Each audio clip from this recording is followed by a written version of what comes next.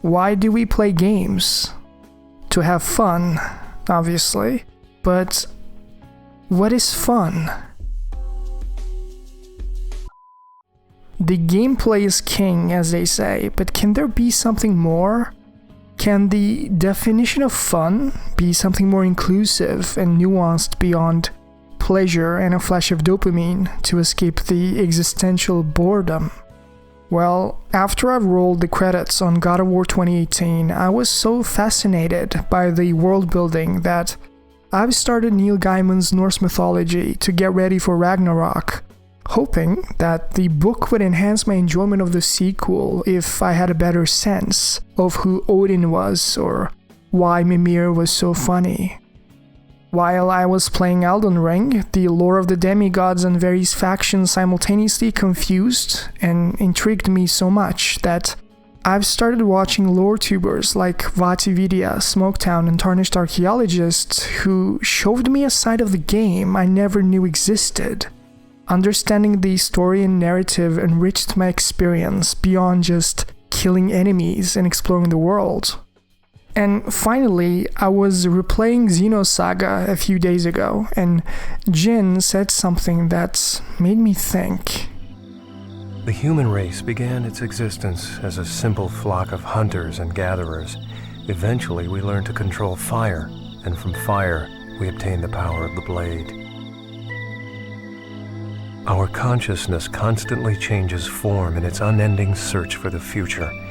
When a man finds a guiding light, he runs to it, sometimes forgetting its true nature in the process. Perhaps we humans are like moths, aimlessly flitting around the inviting candlelight, unaware of the outcome that awaits us. In fact, I've started reading the German philosopher Nietzsche's books, which are directly referenced in their titles. The Will to Power, Beyond Good and Evil, and Thus Spoke Zarathustra, naming all three games. I think of myself as a collection of wills and forces whom may be pulling my interests in slightly different directions at any given moment. At this point in time, I might want to watch Game of Thrones, play Spider-Man 2, or get into a heated discussion about why Shadow of the Erdtree's bosses are actually good on Discord. If these urges do not find agreement and instead persist in tugging me in different directions, my will would be considered disorganized. Disorganized wills make it very hard for us to act decisively in life. Since our intentions are diffused, so are our actions, ambivalent and lacking in purpose. At the extreme end, you might fall into passive nihilism, since there are no organized principles guiding your life. The King of England, Edward II, had an awful lot of raw power, but not much control over his mind. He was led this way and that way by his favorites at court, and became horribly inconsistent, and as a result, lost his crown. Which Nietzsche argued to be what weakness is, as an underrated part of his philosophy is commitment. Values are principles for guiding decisions and actions. Strength and weakness in his eyes were internal, not external. And if we look at why we can't get ourselves motivated to play games or no longer enjoy gaming as a hobby, I think that a similar dynamic might play a role in our lives.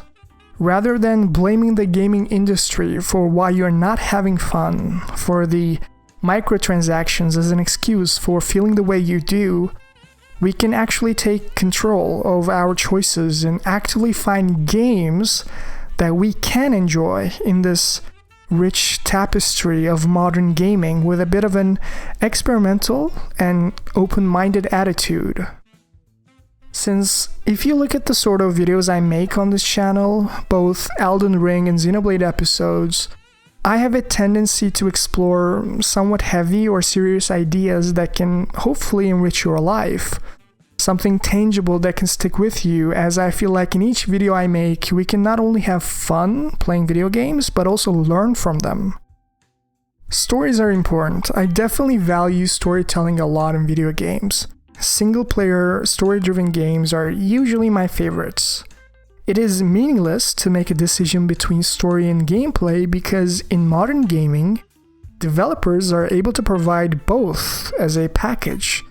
Tetris was the best gaming could do at the time, but comparing that with the richness of AAA games in the modern era would be kind of absurd. Nostalgia can lead us astray as our memories are not always so reliable. I don't know it is the same for you, but when I look at my childhood, the experiences that stood the test of time for me weren't the ones with the best gameplay, but story.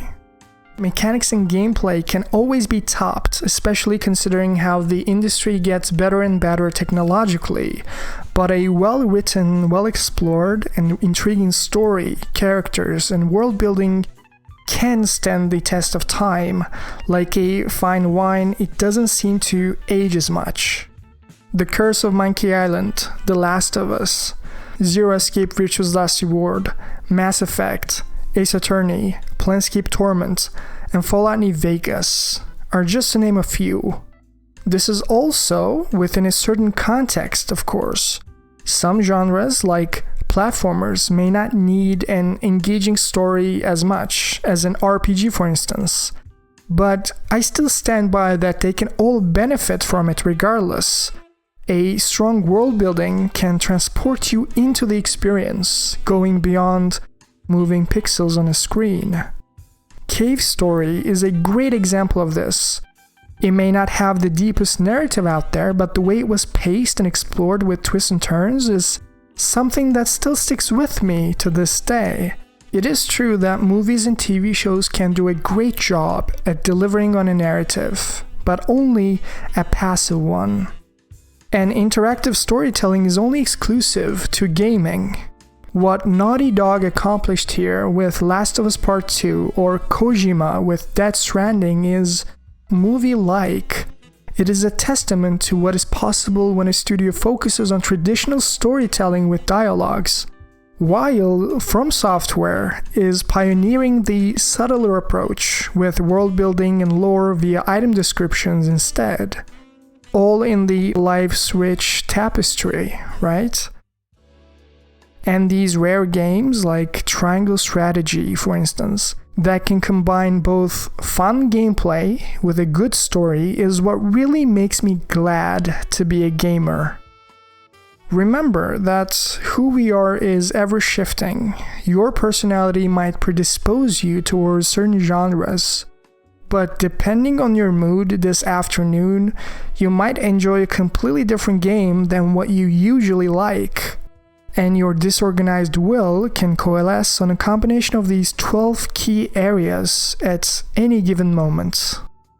Challenge, competition, destruction, fantasy, completion, design, excitement, community, power, strategy, story, and discovery.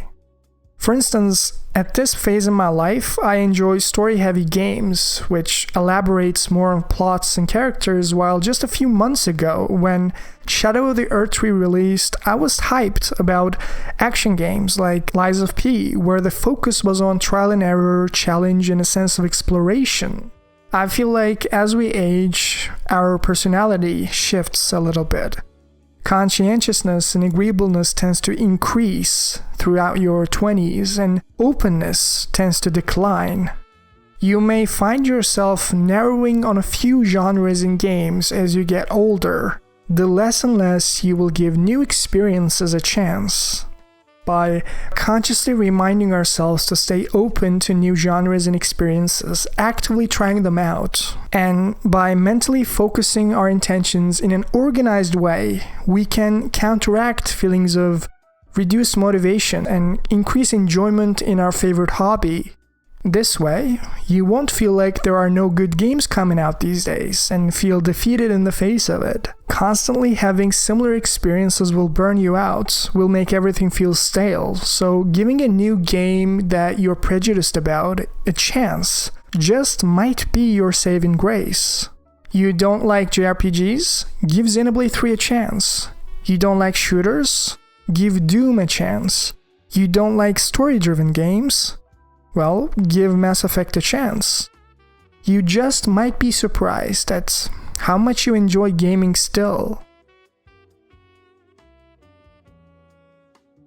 I hope you enjoyed this video. If you did, check out my open world games analysis, and if you want to see more, give it a like, subscribe, and tell me your thoughts in the comments below. As always, thanks for watching, and I will see you in the next one.